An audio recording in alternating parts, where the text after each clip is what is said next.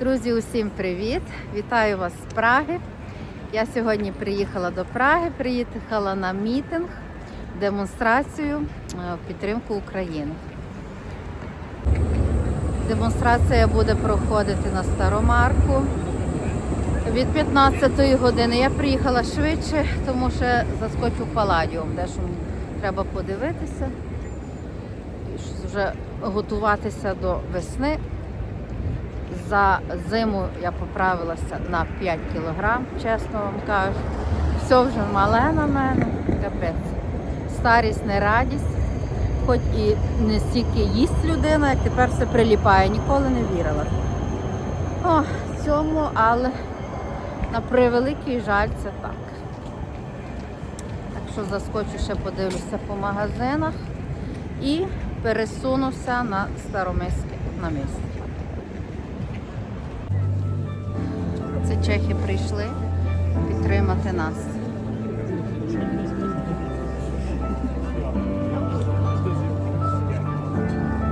Залізничному nádraží. Щиро дякуємо усьому чеському народу за підтримку, 4 роки підтримки України. Protože můj syn hrozně Це все, всю демонстрацію організували чеські громадяни.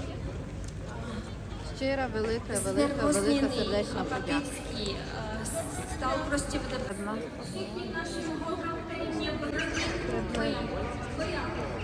a děkujeme vám, český národ, ukrajinský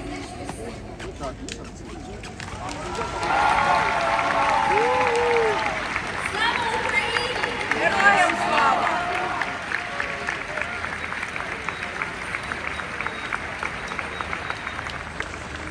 Děkujeme.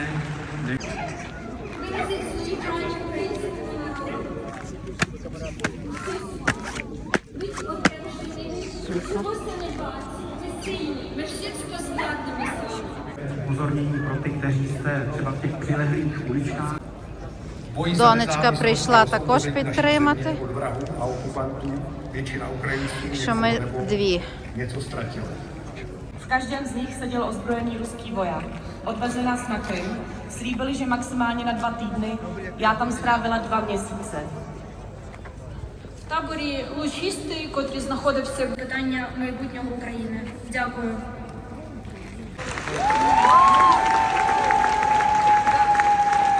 Určitě se vrátí. Jejího manžela unesli Rusové, překlad přečte herečka Jitka Čvančarová. Dobrý den. Петрівна, дружина безвісти зниклого військовослужбовця. Свідомо, він завжди мав активну громадську позицію. Песик. Бездоганно знав історію, біографії визначних українських діячів. Порядку денного. Jsme zde, abychom požádali o vaši podporu. O to,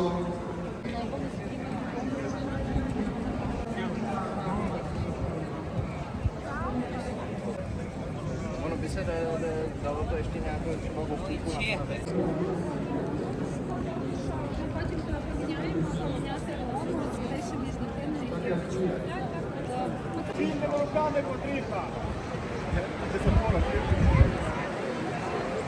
І міліції.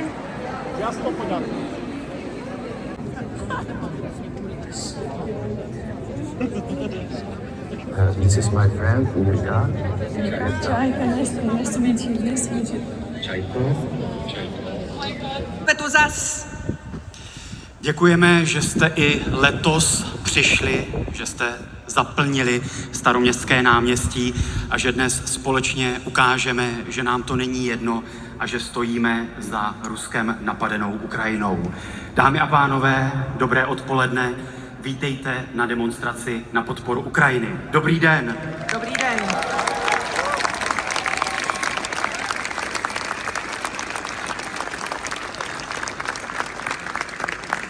Nejdřív nám dovolte se představit.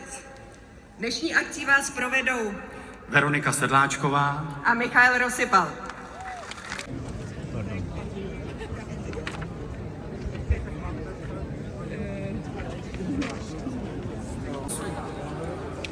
Ta otázka zní, najde si dost lidí chvilku pro demokracii?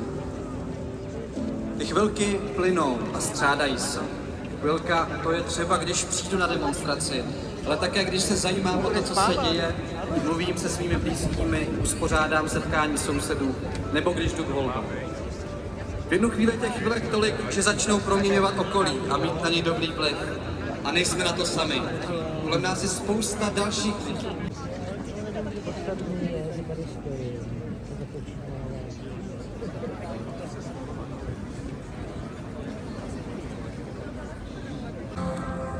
Paměť národa zrovna dělala sbírku na pomoc pluku Čajky a tak jsem se rozhodl, že tomu pomůžu, jak jeden v mých silách. Čajka, ahoj. Ahoj. Rád tě vidím. A vy jste se zapojili také. A to neuvěřitelným způsobem. Toho je po čertech hodně. Čajce na pomoc jste poslali skoro 4 miliony korun, za které teď můžeme společně dovést několik aut, sanitky a hromadu zdravotnického materiálu. Je toho tolik, že jsem si musel někoho pozvat na pomoc. Tady anděl, čerte, zařaď se, příjem. To víš, že jo, ty můj matlo. Tak jedem, Čajko. Jen 1400 kilometrů a jsme v zemi, kde je válka. Kde pořád umírají nevinní lidé. A Čajka se je snaží zachránit. Ivan! Čajka. I have a present for you. Ivan. This is my friend, Mirka. Čajka, nice to meet you. Čajko. Oh my god. Toto je pro tebe. A my věříme, že tahle lodička dopluje k svobodné Ukrajině. Nechaj doplňovat. Дуже дякую. Děkuji. Запалю обов'язково. Я запалю його на день перемоги.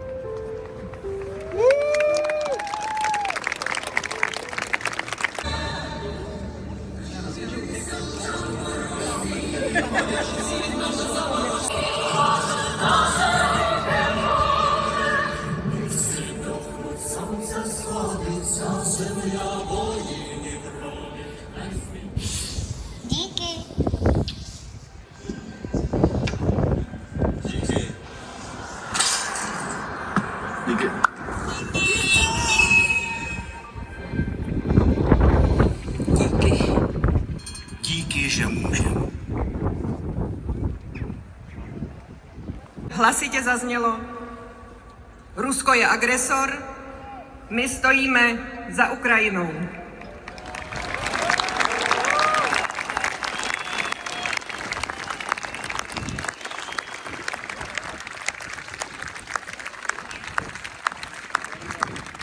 Toto dnešní shromáždění pořádá dohromady několik organizací, které se spojily a spojují v tom úsilí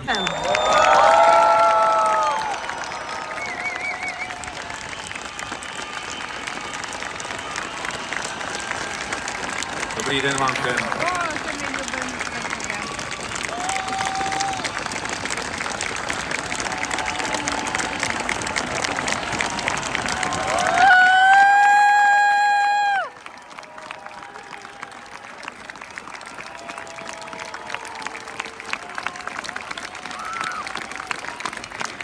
Dámy a pánové, milí spoluobčané, dnes jsme se tady sešli proto, abychom vyjádřili svoji podporu Ukrajině. Já musím říct, že si vážím nejenom vás všech, kteří jste přišli, ale všech lidí v České republice, kterým není osud a budoucnost Ukrajiny lhostejný. A to proto, že nemůže být lhostejný nám, kteří jsme něco podobného zažili a na které to, jak válka probíhá, jak skončí, přímo i nepřímo dopadá. Ta válka se nás týká.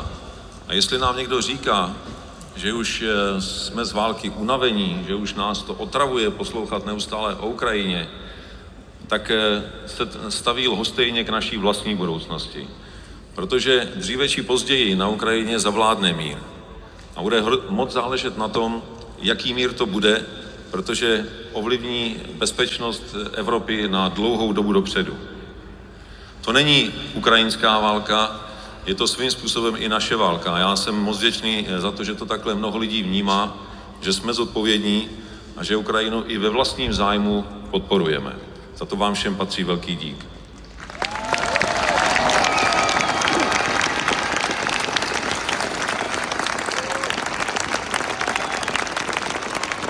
I my jsme si chtěli rozhodnout svobodně o vlastní budoucnosti.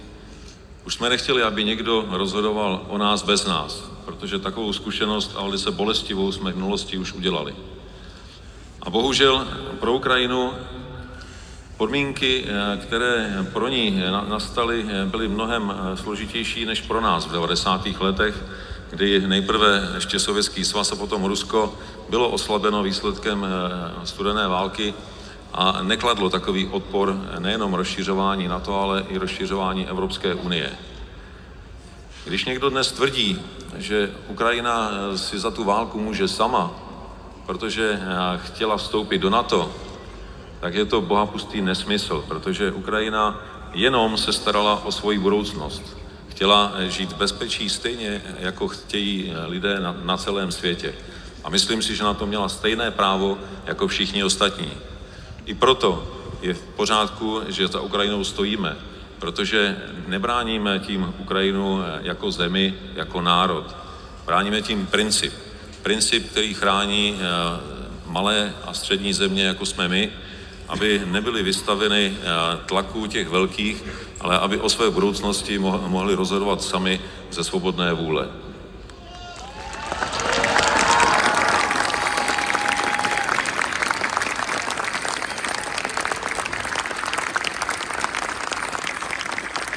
Je nefér.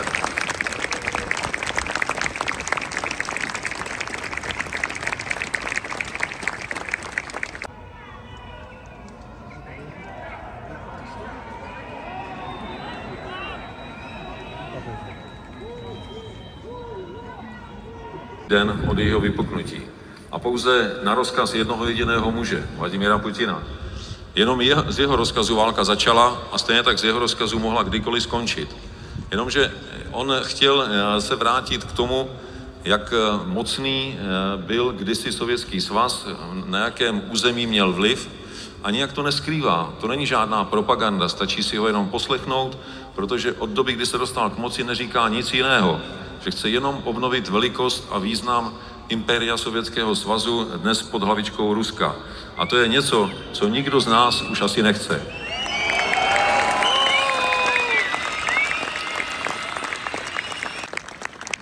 Vážený pane prezidente, milí čeští přátelé, drohá ukrajinská hromado, sláva Ukrajině! Героям слава! Děkuji vám, že jste přišli dnes podpořit Ukrajinu. Stojíme spolu zde, na Staroměstském náměstí, v srdce Evropy, na místě, kde se psaly dějiny svobody, kde odvaha vždy vítězila nad strachem.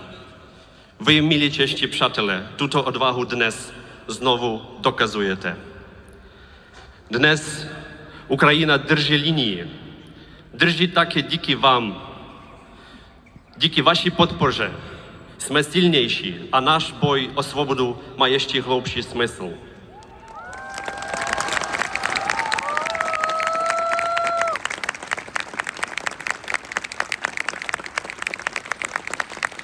Děkujeme českému národu za muniční iniciativu, за гуманітарну pomoc. Дякуємо. Є могутня імперія, про те, як України не існувало, і те, що Голодомор і Чорнобиль – це просто вигадка. Нам обіцяли квартири, виплати, так звані сертифікати на квартиру, на житло, і обіцяли створити там найкраще життя. Але, звісно, це росіяни, і, звісно, вони знову брешуть. Já nevím, co s nimi bude, pokud je svět nepomůže navrátit domů. Виїзд з окупації – це не тільки можливість вижити, це можливість зберегти свою українську ідентичність в середовищі, де її намагаються зламати щодня. Мій досвід він унікальний, але я б не хотіла його ніколи ще раз би прожити. Саме тому для мене важливо говорити про підтримку з боку всього цивілізованого світу. Бо якщо не зараз допомогти повернути цих українських дітей додому, можливо, через роки вони навіть не згадають про те, що вони українці. Útěk z okupace není jen šancí přežít. Je to šance uchovat si ukrajinskou identitu v prostředí, kde ji každý den někdo systematicky láme. Můj příběh je výjimečný, ale nechtěla bych ho prožít znovu. Právě proto považuji za důležité mluvit o podpoře ze strany mezinárodního společenství. Pokud teď nepomůžeme vrátit ukrajinské děti z okupace domů, za pár let si mnohé z nich už nemusí vzpomenout, že jsou Ukrajinci a Ukrajinky.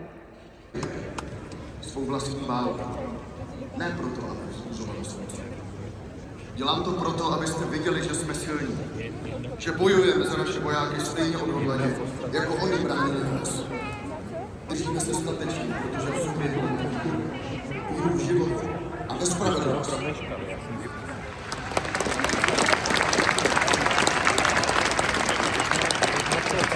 Ми тут просимо допомоги. Я провела сина на потяг, який віз мою дитину на війну влітку 2022 року.